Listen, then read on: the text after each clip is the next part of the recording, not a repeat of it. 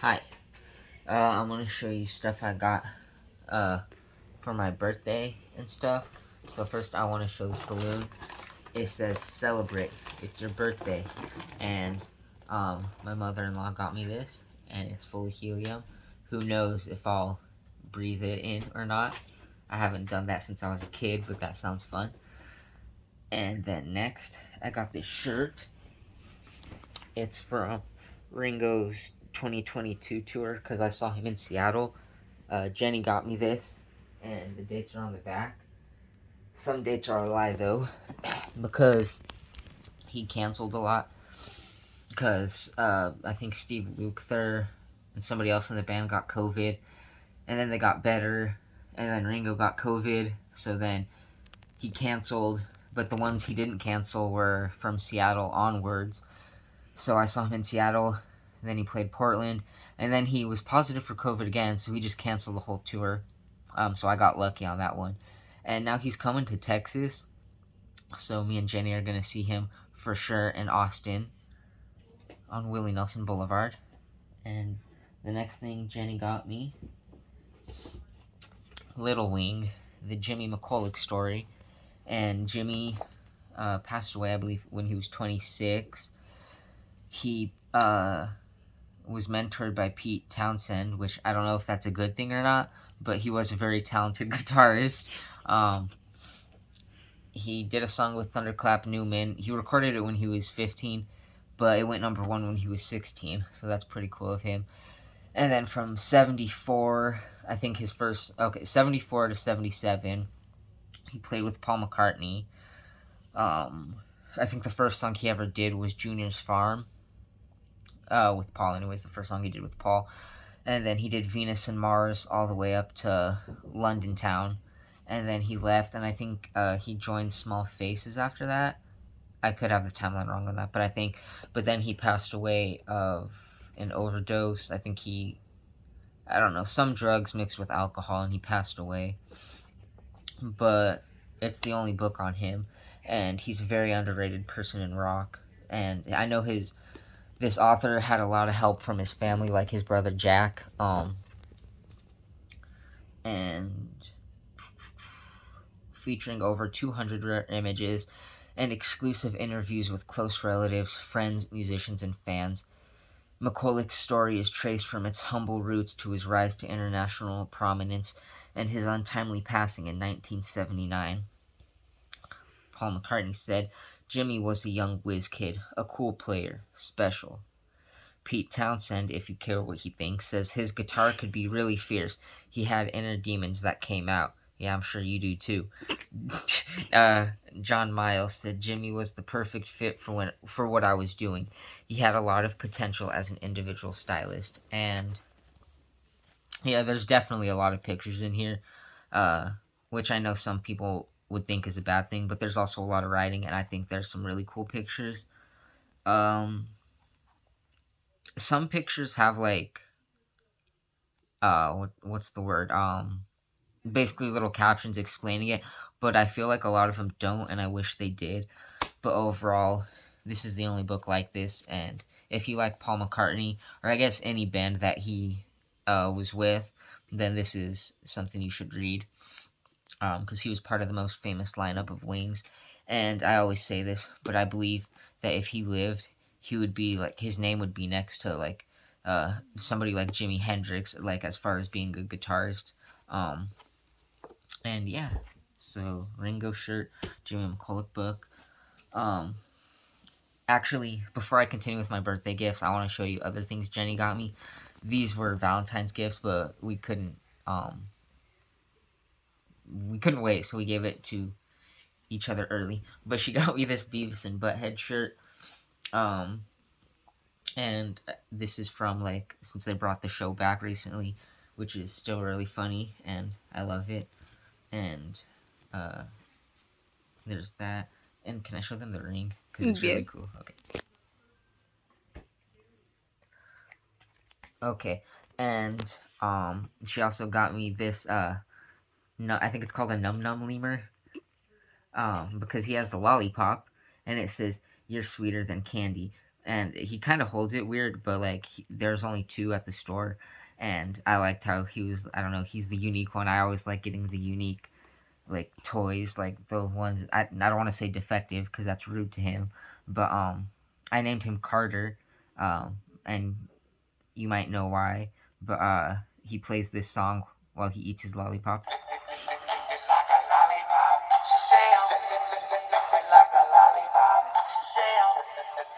And hopefully that doesn't get like copyrighted or something. But he also has this heart bandana tied around him, and it's really cute. And here's his tail and his ears, and yeah, his name's Carter because that's Lil Wayne's last name, and yeah. And then this isn't mine. I got this for Jenny for Valentine's Day, but it's the best friends forever, best friends forever ring. If you know that from SpongeBob, it doesn't play the song, but BFF, and then you open it, like this, and then I don't know if the camera's even gonna focus on this, but it's okay. You can Google the ring, but it has a little SpongeBob and Patrick. Patrick looks like he's wearing underwear, and SpongeBob it looks like he's like thumbs up, and like his smile you could see his buck teeth, but like it spins like the ring does in the show. If you remember the episode, The Secret Box, and it's really cute. But yeah, I had to show you this because it's really cool. Okay, now back to the birthday gifts. Just a bunch of books. Let's see. We got Public Enemies by Brian Burrow, America's Greatest Crime Wave and the Birth of the FBI, 1933 to 1934. True life account of America's first and greatest war on crime. Acclaimed author Brian Burrow strips away a thick layer of myths to tell the full story for the first time of the most spectacular crime wave in American history. The 2-year battle between young J. Edgar Hoover and the motley crew of criminal masterminds who became national icons: John Dillinger, Machine Gun Kelly, Bonnie and Clyde, Babyface Nelson, Pretty Boy Floyd, and the Barkers. But yeah, it sounds really cool. I was wanting to get like a true crime book, and it sounded interesting. And then next, William S. Burroughs' Naked Lunch. I know he's a really famous author, so I might be uncultured when I say I don't know anything about him. I just know a lot of people have compared his writings to Bukowski, but it says, and this was like one that I see recommended most. A masterpiece, a cry from hell, a brutal, terrifying, and savagely funny book that swings between uncontrolled hallucination and fierce exact satire. Naked Lunch is the unnerving tale of a monumental descent into the hellish world of a narcotics addict as he travels from New York to Tangiers, then into Interzone and a nightmarish modern urban wasteland in which the forces of good and evil vie for control of the individual and all of humanity. And there's more, but yeah, you can look it up, Naked Lunch. And then I got Charles Bukowski, Hollywood. I think the cover of this edition's cute. I believe this is his second to last novel. This must be a very recent edition. Let's see.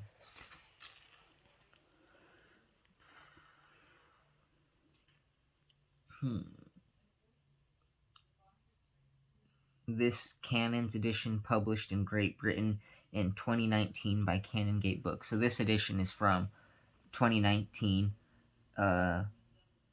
It was originally published in 1989, and it says it's a fictionalization, so it's, instead of like Bukowski, it's Henry Chinaski again, but it's like a fictionalization of like his experience making the movie Barfly, which I still haven't watched, but I want to. I've heard good things about the movie, but yeah, I feel like I hear mixed opinions.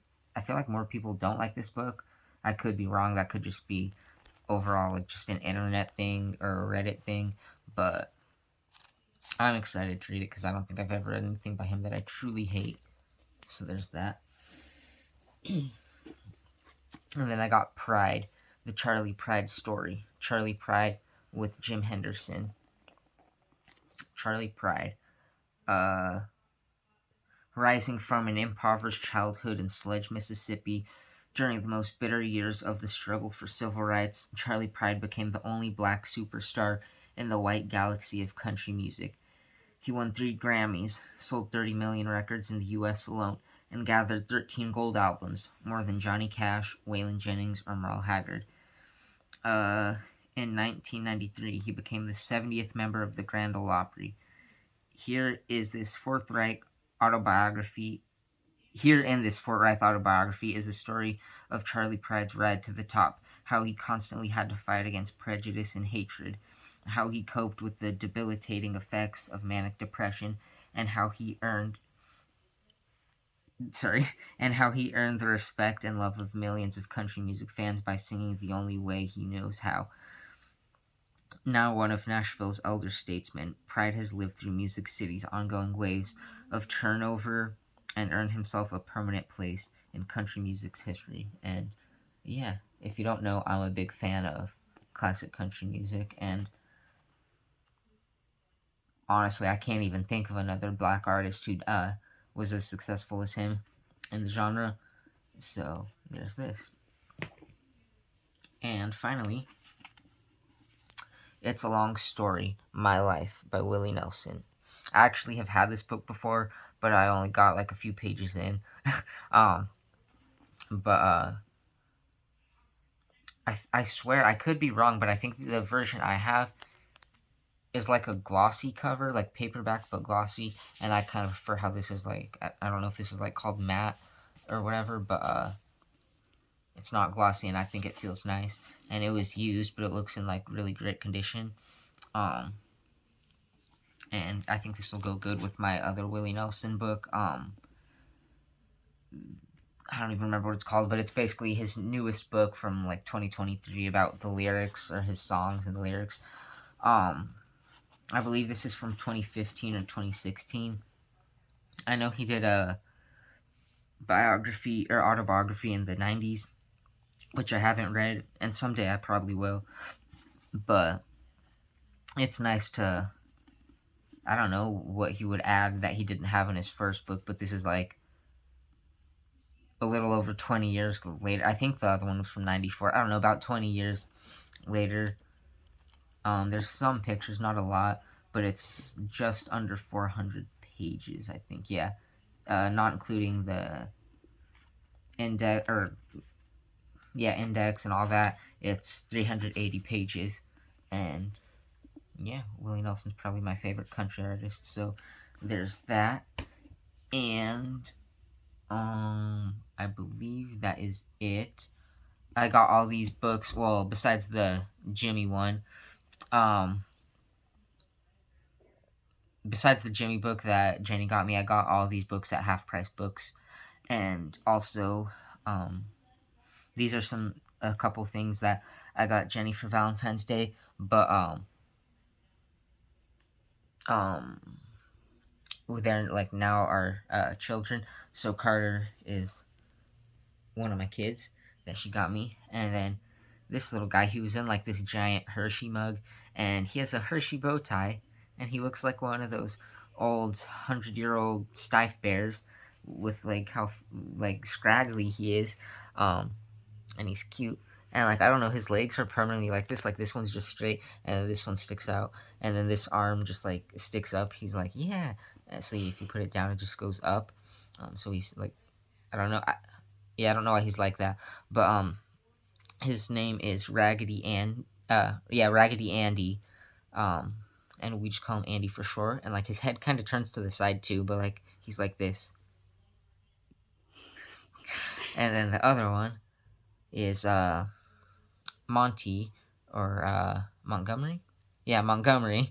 And it says "Be mine." And look, his eye, like the way the fur covers it, it looks like he's kind of like kind of winking, like he's just really happy. And then this one's normal, and he's kind of built weird, but it's like cute. He's like,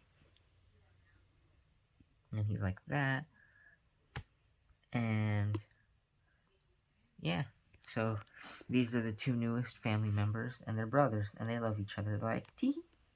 And I believe that is it for now. More videos hopefully coming soon.